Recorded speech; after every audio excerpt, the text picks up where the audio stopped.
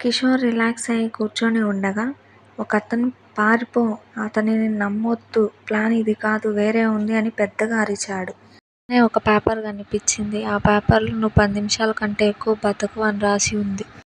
నువ్వు ఇక్కడి నుంచి బయటకు వెళ్ళలేవు కిషోర్ అని సురేష్ మెల్లగా చెప్పాడు. దయచేసి ఇలా ఎందుకు చేస్తున్నావో చెప్పు సురేష్ అని అడిగాడు. నీకు చెప్తే అర్థం కాదు కిషోర్, నువ్వు మా ప్లాన్లో ఒక సహకారివి మాత్రమే అని దుర్మార్గంగా నవ్వుతూ అన్నాడు. ఈలోపు డోర్ ఓపెన్ అయింది. కిషోర్ బయటకు పరిగెడుతుండగా సురేష్ తనను వెంబడించాడు. కిషోర్ పోలీసులకు కాల్ చేసి వెనక్కి తిరిగి చూడగానే సురేష్ పడిపోయాడు.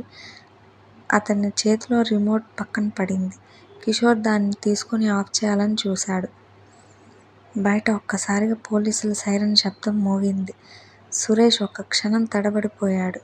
ఇవి ఎలా వచ్చాయి అని. కిషోర్ ఆ రిమోట్లో బటన్ ఆఫ్ చేశాడు. కిషోర్ విస్తుపోయి చూశాడు. పోలీస్ అధికారి కిషోర్ వైపు తిరిగి, ఇది నిజమైన బాంబు కాదు, నిజమైన మిషన్ బాంబ్ స్మగ్లింగ్. నిన్ను మోసగించి దాన్ని తరలించడమే వారి ప్లాన్. కానీ నువ్వు మాకు ఫోన్ చేయడం మాకు సంకేతంగా మారింది అని చెప్పాడు. కిషోర్ ఆశ్చర్యంగా చూశాడు. తను ఈ విషయం ఏమాత్రం ఊహించలేదు. సురేష్ను పోలీసులు అరెస్ట్ చేశారు. అతను చివరిసారి కిషోర్ను చూస్తూ, నీ వల్ల ఈ ప్లాన్ మొత్తం నాశనమైంది అంటూ గర్జించాడు. అధికారి కిషోర్ భుజంపై చేయి వేసి, నీ ధైర్యం వలన ఎంతోమంది ప్రాణాలు కాపాడబడ్డాయి కిషోర్. నువ్వు ఒక సామాన్యమైన డెలివరీ బాయ్ కాదు, హీరోవి అన్నాడు. కిషోర్కి తన గుండెల్లో తేలికగా అనిపించింది.